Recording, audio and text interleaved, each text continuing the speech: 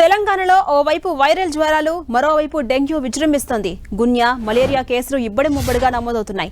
పల్లె, పట్టణమన్న తేడా లేకుండా అన్ని ప్రాంతాల్లో విస్తరిస్తూ ఉండడంతో ప్రభుత్వ ఆసుపత్రులు కిటకిటలాడుతున్నాయి. అన్ని ఆసుపత్రుల్లో ఓపీ సగటున 10 నుంచి 30% వరకు పెరక్క కొన్ని చోట్ల అంతకన్నా అధికంగా ఉంది. ప్రైవేటు ఆసుపత్రుల్లోనూ అదే పరిస్థితి కనిపిస్తోంది. గత 20 రోజుల వ్యవధిలో బాధితుల సంఖ్య అంతకంతకు పెరుగుతుండడం ఆందోళన కలిగిస్తోంది. వర్షాల కారణంగా పారిశుద్ధ్యం లోపించడంతో దోమల వ్యాప్తి పెరిగింది. ఫలితంగా రాష్ట్ర వ్యాప్తంగా డెంగ్యూ, మలేరియా, గున్యా జ్వరాలు విస్తరిస్తున్నాయి. ప్రధానంగా హైదరాబాద్, సూర్యాపేట, రంగారెడ్డి, మేడ్చల్, ఖమ్మం, నల్గొండ జిల్లాల్లో డెంగ్యూ కేసులు ఎక్కువగా నమోదయ్యాయి. రాష్ట్ర వ్యాప్తంగా అధికారిక లెక్కల ప్రకారమే ఈ ఏడాది ఇప్పటి వరకు 4395 డెంగ్యూ కేసులు నమోదు కాగా హైదరాబాద్లోనే అందులో 3వ వంతు నమోదయ్యాయి. జూన్ నుంచి బాధితుల సంఖ్య అనూహ్యంగా పెరుగుతూ వస్తుంది. గ్రామీణ ఏజెన్సీ ప్రాంతాల పరిధిలో పరిస్థితి మరింత దారుణంగా ఉంది. కొన్ని కుటుంబాల్లో 2 కంటే ఎక్కువ మంది జ్వరాల బారిన పడి ఆసుపత్రులకు వస్తున్నారు. ప్రభుత్వ దవాఖానాల్లో పడకలు సరిపోక ఓపీలోనే వైద్యం చేసి పంపిస్తున్నారు.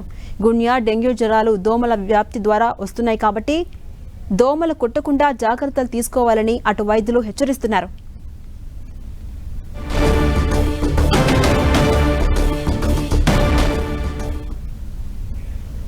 ఇక అప్డేట్స్ మా ప్రతినిధి అజయ్ అందిస్తారు. అజయ్, మనం చూసుకోవచ్చు, రాష్ట్రంలో రోజు రోజుకు విష జ్వరాలు, డెంగ్యూ జ్వరాలు బాధితుల సంఖ్య పెరుగుతుందని చెప్పుకోవచ్చు. అయితే దీనికి ప్రధాన కారణం పారిశుద్ధ్య లోపం ఒకటైతే వాతావరణంలో అనూహ్య మార్పులు కూడా మరొకటి అని నిపుణులు చెప్తున్నటువంటి పరిస్థితి కనబడుతుంది.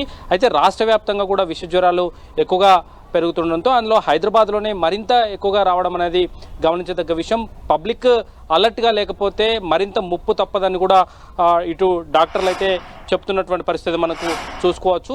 అయితే సాధారణంగా ఉన్నటువంటి ఓపీకి ఈ ఆగస్టు నెలలో పెరుగుతున్నట్టు ఓపీకి చాలా అనూహ్యమైనటువంటి మార్పులు అంటే ఎక్కువగా పెరుగుతున్నటువంటి పరిస్థితి కనబడుతుంది. దాదాపు 10 నుండి 30% ఓపీ పెరగడం అనేది కొంత ఆందోళన కలిగించే విషయం అంటూ కూడా డాక్టర్లు అయితే చెప్తున్నటువంటి పరిస్థితి కనబడుతుంది. అయితే ప్రైవేట్ ఆసుపత్రులు అంటే గవర్నమెంట్ ఆసుపత్రులే కాక ప్రైవేట్ ఆసుపత్రుల్లో కూడా ఇదే తరహాలో ఓపీ పెరుగుతుందంటూ కూడా నిపుణులు చెప్తున్నటువంటి సందర్భం అయితే కనబడుతుంది. మనం చూసుకోవచ్చు, ఏదైతే జూన్ 1 వరకు ఏదైతే జూన్ ముగింపు వరకు చూసుకున్నట్లయితే 2000 కేసులు మాత్రమే డెంగ్యూ నమోదైనటువంటి పరిస్థితి మనం చూసుకోవచ్చు. అయితే ఆ తర్వాత ఇప్పుడు ఏదైతే జూలై 1 నుండి చూసుకున్నట్లయితే ఆగస్టు 20 వరకు దాదాపు 2800 కేసులు నమోదైనటువంటి పరిస్థితి. అందులో కేవలం ఆగస్టు నెలలోనే అంటే 20 రోజులు ఆగస్టు 1 నుండి 20వ తేదీ వరకు చూసుకున్నట్లయితేనే దాదాపు 1800 కేసులు నమోదైనాయి. అంటే పరిస్థితి తీవ్రత ఏ విధంగా ఉందో మనం అర్థం చేసుకోవాల్సిన అవసరం అయితే ఉంది. ముఖ్యంగా చూసుకున్నట్లయితే హైదరాబాదు, సూర్యాపేట, మేడ్చల్, ఖమ్మం, నల్గొండ, రంగారెడ్డి జిల్లాల్లో ఈ డెంగ్యూ కేసులు అనేది ఎక్కువగా నమోదవుతున్నటువంటి పరిస్థితి కనబడుతుంది. అందులో చూసుకున్నట్లయితే హైదరాబాద్ చుట్టుపక్కల ప్రాంతాలైనటువంటి పరిసర ప్రాంతాల్లో ఈ డెంగ్యూ కేసులు అనేది ఎక్కువగా నమోదవుతున్నటువంటి పరిస్థితి. అయితే ముఖ్యంగా దీనికి వాతావరణంలో వచ్చినటువంటి మార్పులు, రాత్రిపూట వర్షాలు కొట్టడం, ఉదయం ఎండ కాయడం, ఇలాంటి అనూహ్యమైన డిఫరెంట్ వాతావరణం కూడా హైదరాబాద్లో ఉంటున్నటువంటి పరిస్థితి కనబడుతుంది. రాష్ట్ర వ్యాప్తంగా కూడా అత్యధిక వర్షాలు కురుస్తున్నాయి. దీంతో చిన్న చిన్న కాలువలు, కుంటలలో నీళ్లు పేరుకుపోయి ఉంటున్నాయి. దాని ద్వారా దోమలు పెరిగి దోమకాటు గురై డెంగ్యూ జ్వరాలు కానీ, విష జ్వరాలు కానీ, అదేవిధంగా చికెన్ గున్యా లాంటి జ్వరాలు కూడా వస్తున్నటువంటి పరిస్థితి మనకు కనబడుతున్నాయి. వీటిని పరిసరాలను పరిశుభ్రంగా ఉంచుకోవడం ఒకటైతే, చెత్త సేకరణ అనేది సమర్థవంతంగా నిర్వహించినప్పుడు, పారిశుద్ధ్యం నిర్వహణ అనేది సమర్థవంతంగా ఉన్నప్పుడు మాత్రమే వీటిని అరికట్టవచ్చు అని కూడా ఇటు వైద్య ఆరోగ్య శాఖకు సంబంధించినటువంటి సిబ్బంది చెప్తున్నటువంటి పరిస్థితులు కూడా మనం చూసుకోవచ్చు. వీటిని కంట్రోల్ చేయకపోతే పరిస్థితి చేజేరే అవకాశం కూడా ఉందని ఒక అభిప్రాయాన్ని కూడా వైద్య ఆరోగ్య శాఖ నుండి వ్యక్తమవుతున్నటువంటి పరిస్థితి. అలాగే అజయ్, ఇప్పటి వరకు దీనికి సంబంధించి ప్రభుత్వం ఎలాంటి జాగ్రత్త చర్యలు తీసుకుంది? ఎందుకంటే పలువురు ఆగ్రహాన్ని వ్యక్తం చేస్తున్నారు. ప్రభుత్వం నిర్లక్ష్యంగా వ్యవహరించడం వల్లే ఇలా జ్వరాలు అనేవి ప్రబలుతున్నాయని చెప్పేసి పలువురు ఆగ్రహాన్ని వ్యక్తం చేస్తున్న నేపథ్యంలో అటు ప్రభుత్వం ఎటువంటి చర్యలు తీసుకుంటుంది ముందు జాగ్రత్తగా? అయితే ఇలాంటి పరిస్థితులు రాష్ట్రంలో ఉంటాయని ముందు నుండే ఊహించినటువంటి ప్రభుత్వం కొంత జిల్లా కలెక్టర్లను, అక్కడ ఉన్నటువంటి వైద్య ఆరోగ్య సిబ్బందిని కూడా అలర్ట్ చేసినటువంటి పరిస్థితి కనబడుతుంది. అయితే హైదరాబాద్లో ఆ స్థాయిలో డెంగ్యూ జ్వరాలు వస్తాయని మరి ఊహించలేనట్టుగా ఉన్నటువంటి పరిస్థితి.